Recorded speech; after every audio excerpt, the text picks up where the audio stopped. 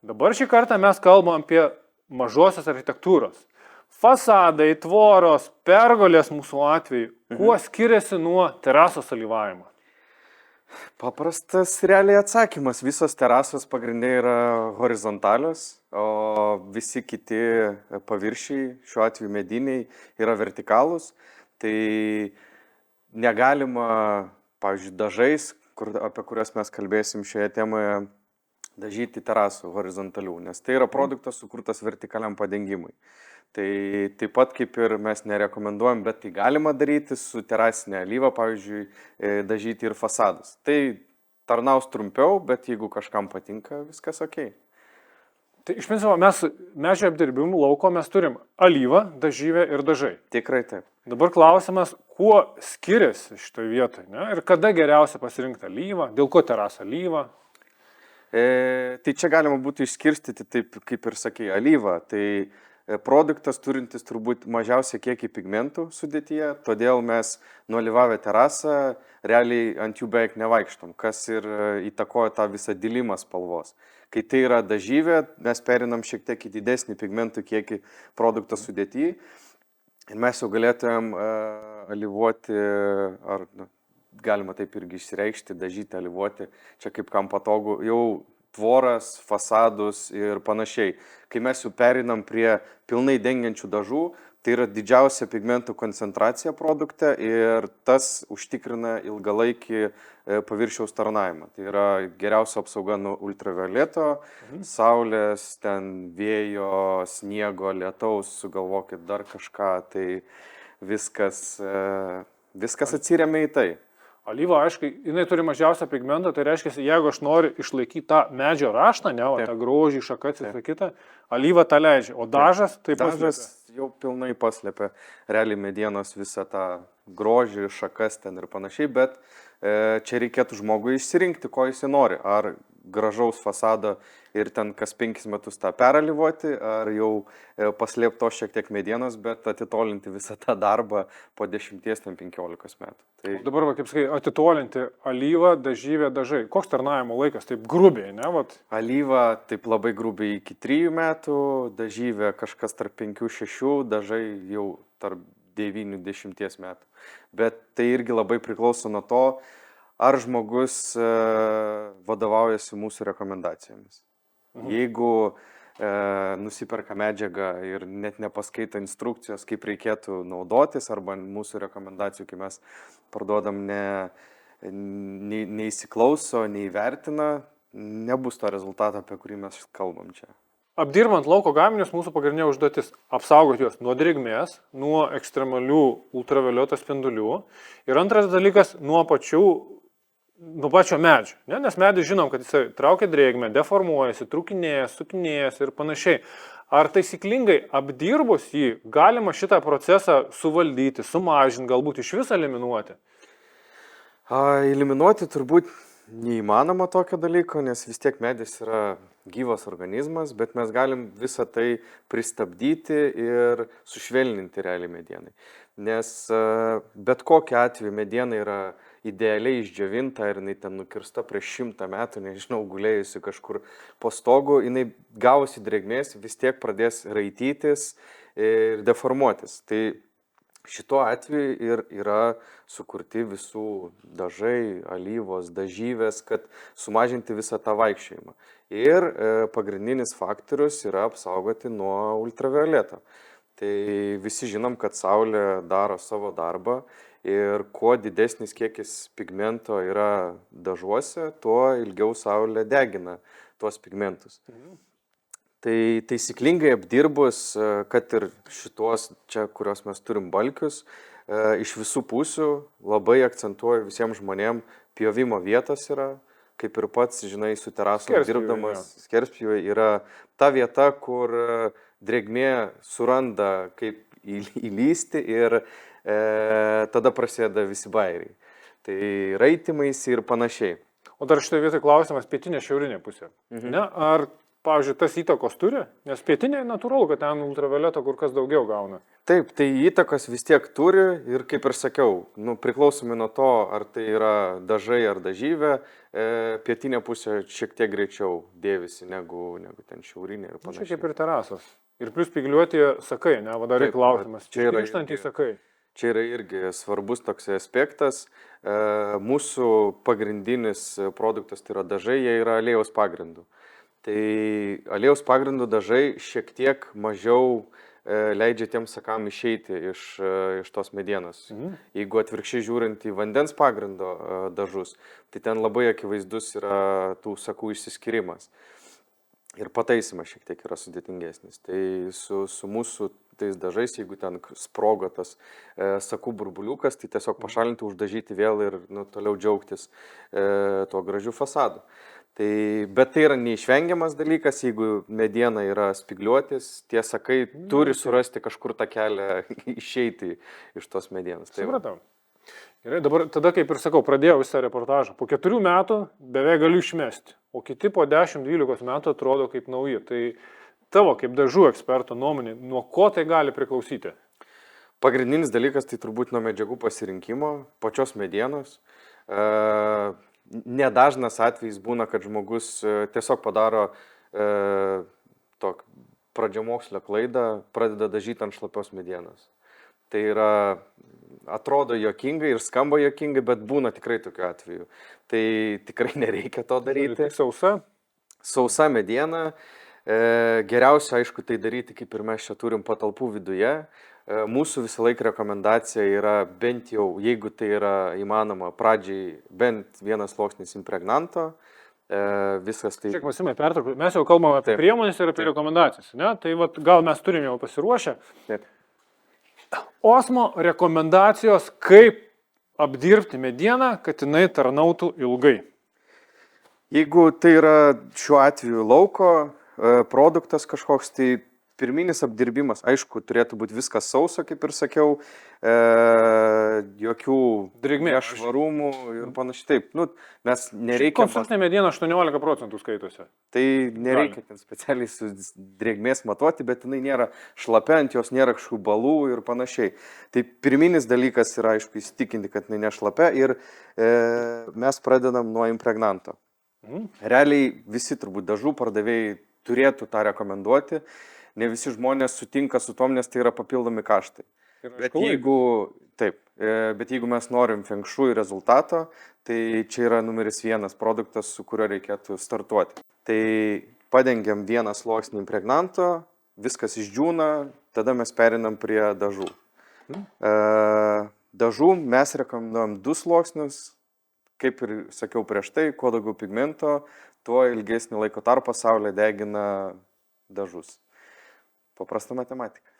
Supratau, nes labai, kiek kol nebuvo statybose, tai visi sakyti, uždažiau vieną kartą ir 100 metų tarnaus. Kai pradėjau domėtis, kas tai yra profesionaliai, pavyzdžiui, dažyklos, kurios, kaip ir sakai, gruntavimas, impregnavimas, 2 kartai dažymai, ir tu pradėjai galvoti, palauk, kam to reikia? O tavo yra atsakymas, kad ne 4, o 12 ar panašiai metų būtų. Taip. Jeigu labai, aišku, priklauso daug nuo dažų gamintojų, ten būna ir pigesnių variantų, jie ir deklaruoja turbūt ten mažesnį tą tarnavimo laikotarpį, galbūt jie irgi nerekomenduoja ten ir impregnavimo kažkokio, bet pagrindas yra tai, geros medžiagos ir rekomendacijos, kaip padaryti darbus. Tai šitoje vietoje, Maksimai, kaip matau, mes šį kartą turim impregnantą vieną eilę, 2 kartai dažų ir tu atvežiai dar irgi skersgalių vašką, ką mes, pavyzdžiui, visose terasų darom. Taip. Tai čia neišimtis. Visi skersgaliai rekomenduotina vaškuoti. Taip, būtinai. Tai nes, kaip ir sakiau, čia yra silpniausia medienos vieta. Ten nesvarbu, ar tai bus nedengta terasa arba dar kažkas, bet tas vietas reikėtų uždengti, nes per tą vietą geria labai labai stipriai vandenį. Dar vienas klausimas, toks dažnai klausimas garantijos. Ar jūs gali duoti dažam garantiją? Žiauriai dažnas klausimas iš tikrųjų pas mus, nes mūsų produktai nėra pigus ir žmogus ateina, moka nemažus pinigus ir dažniausiai klausia, kiek garantijos man suteiksit. Dėja, mūsų atsakymas nei kiek mes negalim suteikti garantijas, nes mes nelaikysim jūsų už rankos, mes nematuosim su jumis medienos drėgmės, mes neskaičiuosim, kiek valandų jūs laikėte tarp sluoksnių, kad dažai džiūtų, bet Osmo turi vienintelę kol kas garantiją per 150 metų gyvavimo. Tai yra lentos, nudažytos būtent mūsų dažais Vokietijoje, mes sutikėm 12 metų garantiją. Tai Osmo gali kontroliuoti visus procesus. Taip. Tai yra mediena, tai yra technologiniai išlaikymai visi. Būtent. Logiška. Logiška. Tai šituo atveju mes apsisaugom tiesiog save, nes mes galim kalbėti kaip ir dauguma mūsų konkurentų, kad mes ten 15 metų garantija, dar kažkas, bet apačioj mažom raidytėm visur būna parašyta ten labai daug. Kodėl? Tai mes neslėpiam to ir nenorim apgaudinėti žmonių. Vienintelė garantija ta, kad lentos dažytos pas mus gamykloje turės garantiją. O dabar klausimas Osmo dažai ir kaip draugauja su spalvom. Ja, kokios paletės, kaip galima rinktis? Taip. Ar jūs galite pagal ralą apie dar kažką? Šiai dienai, kol mes su tavim kalbam, aš galiu pasiūlyti tik tai standartinės spalvas mūsų. Išskirtinių atvejų, bet tai užtrunka šiek tiek laiko. Mes galim sumaišyti bet kokią spalvą, bet tai daroma yra Vokietijoje. Bet mėnesio 2 bėgyje mes jau beveik suderinom ir tai užtruko pačiam Osmo, kadangi produkto savybės yra šiek tiek kitokios ir unikalios.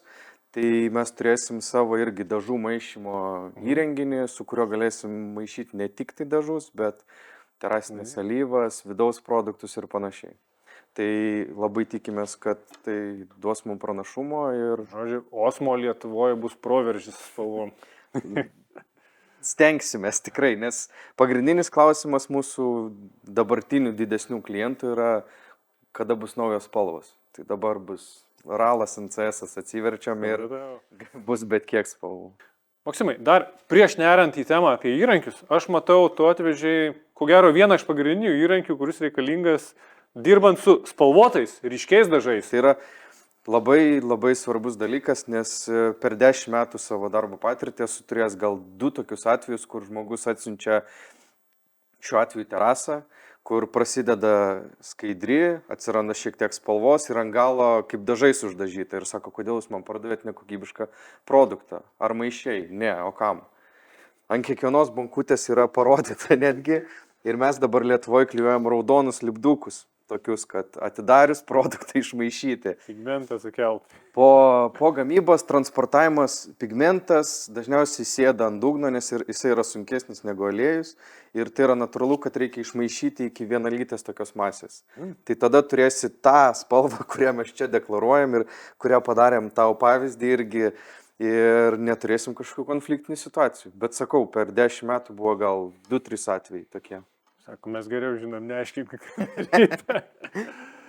Gerai. Grįžkim. Matau, Maksimai, šį kartą ir atvežė teptukus. Dar irgi tokie dažymo įrankiai.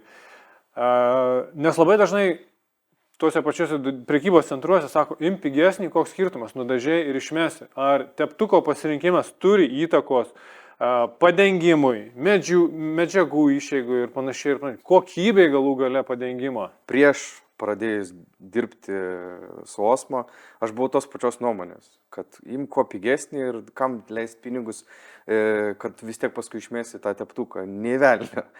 Kol aš nesusidūręs su šitais įrankiais, ypač su šituo daiktu, kas yra nepigus variantas, bet jis yra antiek pasiteisinęs, kad stebuklingas.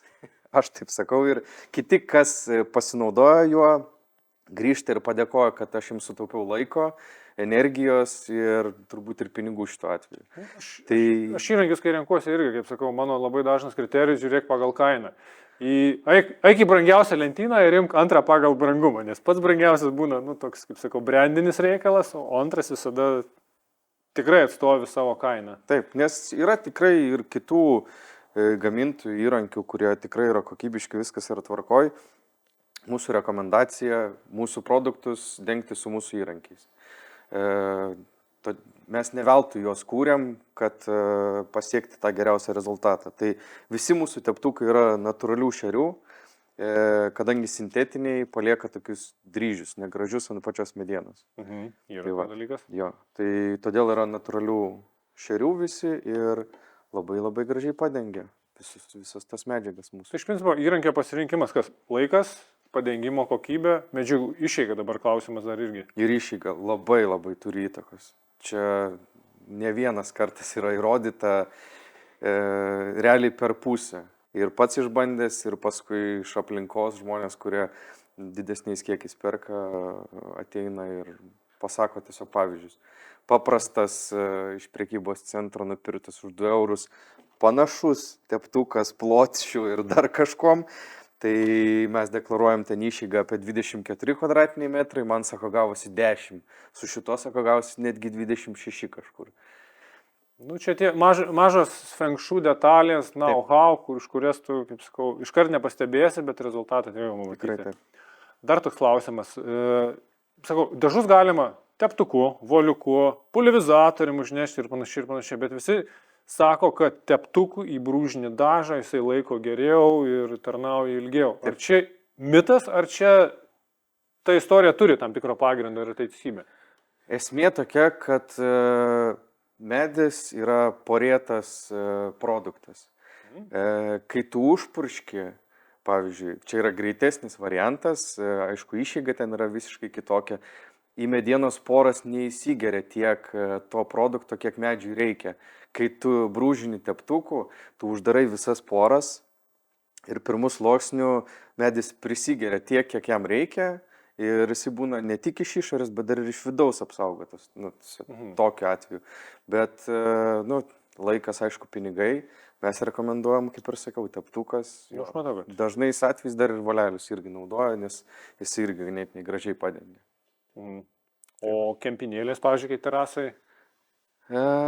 Mažesnis kiekis dažų tada užsineša. Ai. Jo. Nes alyvą perteklių mes dar kaip tik nuimam. Taip. Tai šituo atveju turi būti tam tikras kiekis dažų uždėtas, kad grįžtam vėl prie pradžios, didesnis kiekis pigmentų, ilgesnį laiko tarpą tau. Nuo saulės saugos. Nu kągi, instrukcijas išgirdom, medžiagas turim. Jeigu yra klausimų, rašykite komentaruose, Maksimas juos mato, atsakys. Raitom rankojomis ir kimam į darbus. Gerai. Ačiū labai tau, Maksimai, kad atvažiavai, kad paporinai. Iki kitų projektų, sakau. Taip, būtinai.